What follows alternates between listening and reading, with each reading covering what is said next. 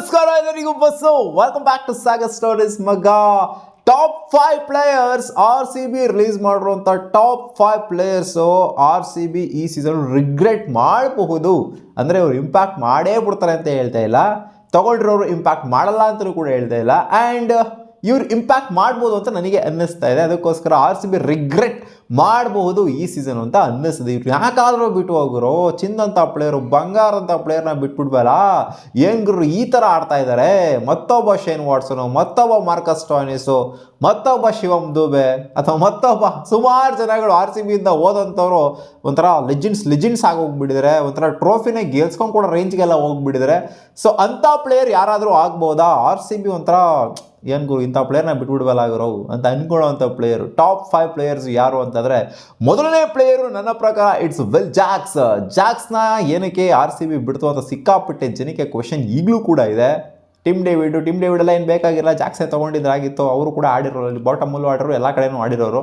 ಏನು ಬೇಕಾಗಿರಲಿಲ್ಲ ಬಿಡೋ ಅಂಥದ್ದು. ಟಿಮ್ ಡೇವಿಡ್ ಏನು ನಮಗೆ ಬೇಕಾಗಿರಲಿಲ್ಲ, ಜಾಕ್ಸೇ ಬೇಕಾಗಿತ್ತು ನಮಗೆ. ಜಾಕ್ಸ್ ಯಾವ ರೇಂಜಿಗೆ ಹೊಡೆದ್ರು ಓದ್ ಸೀಸನು ಕ್ವಾಲಿಫೈ ಆಗ್ತಿಲ್ಲ ಆರ್ ಸಿ ಬಿ. ಅವ್ರು ಆ ರೇಂಜಿಗೆ ಹೊಡೆದಿದ್ರಿಂದ ರನ್ ರೇಟ್ ಪುಷ್ ಆಗಿಬಿಟ್ಟು ಕ್ವಾಲಿಫೈ ಆಗಿದ್ದು ನಾವು, ಆ ಥರ ಆಯಿತು. ಸೊ ಜಾಕ್ಸಿಂದ ಕ್ವಾಲಿಫೈ ಆಗಿಬಿಟ್ಟು ಜಾಕ್ಸ್ನೇ ಬಿಟ್ಬಿಟ್ರಲ್ಲ ಅವರು, ಅದು ನನಗೆ ಬೇಜಾರಾಗ್ತಾ ಇದೆ ಅಂತ ಸುಮಾರು ಜನ ಹೇಳಿದರು. ಆ್ಯಂಡ್ ಜಾಕ್ಸು ಇಂಪ್ಯಾಕ್ಟ್ನ ಈ ಸೀಸನು ಸಿಕ್ಕಾಪಟ್ಟೆ ಬೀರ್ಬೋದು ಅಂತ ನಾನು ಅಂದ್ಕೊಂಡಿದ್ದೀನಿ. ಓಪನಿಂಗ್ ಸ್ಲಾಟ್ ಬರುವಂಥ ಸಾಧ್ಯತೆ ಇರುತ್ತೆ.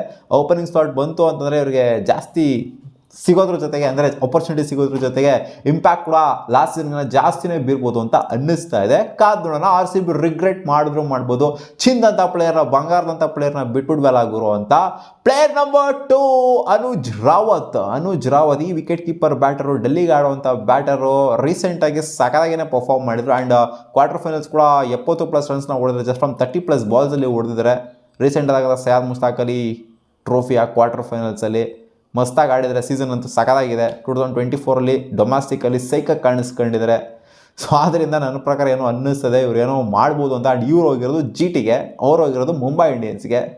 ಜಿ ಟಿಗೆ ಏನಾದ್ರು ಡಿಫ್ರೆನ್ಸ್ ಮಾಡ್ತಾರೆ ಅಂತ ಯಾಕೋ ಅನ್ನಿಸ್ತಾ ಇದೆ. ಏನೋ ಮಿಡ್ಲ್ ಆರ್ಡರ್ ಬರ್ತಾರೋ ಅಥವಾ ಓಪನಿಂಗ್ ಸ್ಲಾಟಲ್ಲಿ ಬರ್ತಾರೋ ಗೊತ್ತಿಲ್ಲ. ಯೂಶಲಿ ಓಪನಿಂಗ್ ಸ್ಲಾಟಲ್ಲಿ ಆಡುವಂಥ, ಡೊಮ್ಯಾಸ್ಟಿಕಲ್ಲಿ ಓಪನಿಂಗ್ ಸ್ಲಾಟಲ್ಲಿ ಆಡುವಂಥ ಬ್ಯಾಟರು.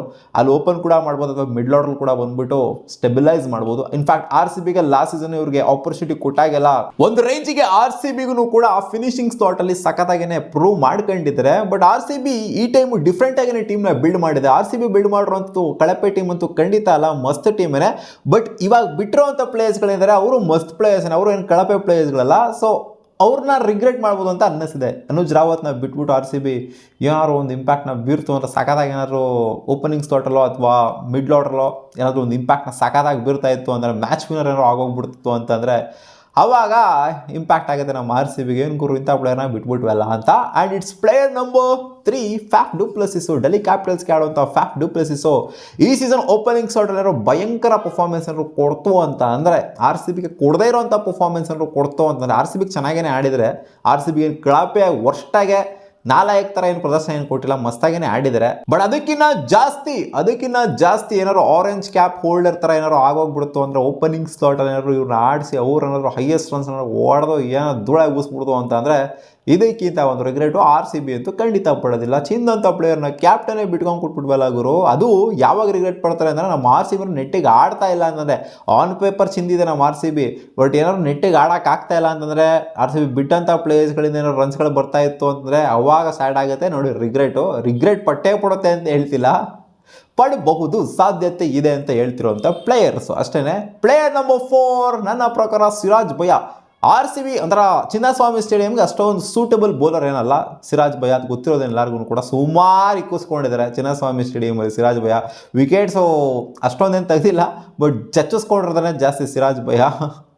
ಗುಜರಾತ್ ಟೈಟನ್ಸ್ಗೆ ಹೋಗಿರುವಂಥ ಸಿರಾಜ್ ಭಯ್ಯ ಆ ವೆನ್ಯೂ ಕಂಪ್ಯಾರಿಟಿವ್ಲಿ ಚಿನ್ನಸ್ವಾಮಿಗೆ ಕಂಪೇರ್ ಮಾಡ್ತು ಅಂತಾರೆ, ಎಫೆಕ್ಟಿವ್ ಆಗಿ ಕಾಣಿಸ್ಕೊತಾರೆ, ಫಾಸ್ಟ್ ಬೌಲಿಂಗಿಗೆ ಚೆನ್ನಾಗೇ ಇರುತ್ತೆ. ಸೊ ಅದರಿಂದ ಇಂಪ್ಯಾಕ್ಟ್ನ ಬೀರ್ಬೋದು ಅಂತ ಅನ್ಕೊಂಡಿದ್ದೀನಿ. ಸಿರಾಜ್ ಭಯ್ಯನು ಕೂಡ ಆರ್ ಸಿ ಬಿ ರಿಗ್ರೆಟ್ ಪಡುವಂಥ ಪ್ಲೇಯರ್ ಆಗ್ಬೋದು ಈ ಸೀಸನ್ ಅಂತ ಅನ್ಕೊಂಡಿದ್ದೀನಿ. ಜಾಸ್ತಿ ನಂಬರ್ ಆಫ್ ವಿಕೆಟ್ಸ್ನ ತೆಗೆದುಬಿಟ್ಟು ಆ್ಯಂಡ್ ಮ್ಯಾಚ್ ವಿನ್ನರ್ ಆಗಿಬಿಟ್ಟು. Player number 5 Glenn Maxwell. ಮಗ ಮ್ಯಾಕ್ಸಿ ಯಾಕೋ ಈ ಸೀಸನು ಸಿಕ್ಕಾಪಟ್ಟೆ ದೊಡ್ಡ ಬ್ಲಾಸ್ಟ್ನ ಕೊಡ್ಬೋದು ಅಂತ ಅನ್ನಿಸ್ತಾ ಇದೆ. ನಾನು ಏನು ಇವಾಗ ಆರ್ಡರ್ ಅಂತ ಹೇಳಿಲ್ಲ, ನಾನು 1 2 3 4 5 ಅಂತ ಹೇಳಿದ್ದೀನಿ.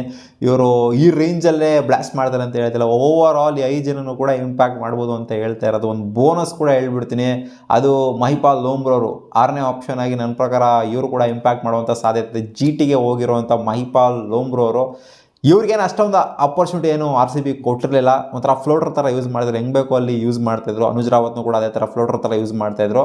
In fact first season Anuj Rawat ಆಡಿದಾಗ ಕನ್ಸಿಸ್ಟೆಂಟ್ ಆಪರ್ಚುನಿಟಿ ಅನ್ನೋದನ್ನ ಕೊಟ್ಟಿದ್ರು. ಬಟ್ ರೀಸೆಂಟಾಗಿ ಇವತ್ತು ಫ್ಲೋಟರ್ ಥರನೇ ಯೂಸ್ ಮಾಡ್ತಿದ್ದು. ಇಂಪ್ಯಾಕ್ಟ್ ಪ್ಲೇಯರ್ ಆಗಿ ಎಲ್ಲಿ ಬೇಕೋ ಅಲ್ಲಿ ಯೂಸ್ ಮಾಡ್ತಾಯಿದ್ರು.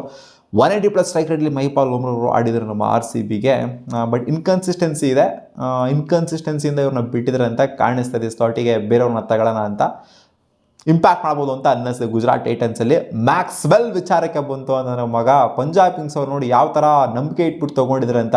1 6 ಕೂಡ ಒಂದು ಸೀಸನಲ್ಲಿ ಹೊಡೆದಿರಲಿಲ್ಲ. ಆರ್ ಸಿ ಬಿಗೆ ಬರೋಕ್ಕಿಂತ ಮುಂಚೆ ಒಂದು ಸೀಸನಲ್ಲಿ 1 6 ಕೂಡ ಮ್ಯಾಕ್ಸಿ ಬ್ಯಾಟಿಂದ ಬಂದಿರಲಿಲ್ಲ, ರನ್ಸೇ ಬಂದಿರಲಿಲ್ಲ ಆ ಸೀಸನ್ನು. KL ರಾಹುಲ್ ಕ್ಯಾಪ್ಟನ್ಸಿ ಎಂಡರಲ್ಲಿ ಅವಾಗ ಬಿಟ್ಟವ್ರು ಇವರು. ಮತ್ತೆ ಇವಾಗ ಅಷ್ಟೊಂದು ನಂಬಿಕೆ ಇಟ್ಬಿಟ್ಟು ತೊಗೊಂಡಿದ್ದಾರೆ ಅಂತಾನೆ ಮ್ಯಾಕ್ಸಿಯ ಇಂಪ್ಯಾಕ್ಟ್ ಏನು ಅಂತ ಇವರಿಗೆ ಅರ್ಥ ಆಗಿದೆ. ಮ್ಯಾಕ್ಸಿ ಒಂದು ಟೀಮಿಂದ ಒಂದು ಟೀಮಿಗೆ ಶಿಫ್ಟ್ ಆದರು ಅಂತಂದರೆ ಯಾವ ಥರ ಬ್ಲಾಸ್ಟ್ ಕೊಡ್ತಾರೆ ಅಂತ ಅವ್ರಿಗೆ ಗೊತ್ತಾಗಿದೆ.